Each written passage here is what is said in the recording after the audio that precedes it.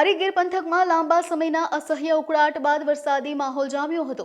પંથકના વીરપુર, માધુપુર, દેવડા, નાગધ્રા અને ખીચા સહિતના ગામડાઓમાં વરસાદી ઝાપટું પડતા વાતાવરણમાં ઠંડક પ્રસરી ગઈ હતી।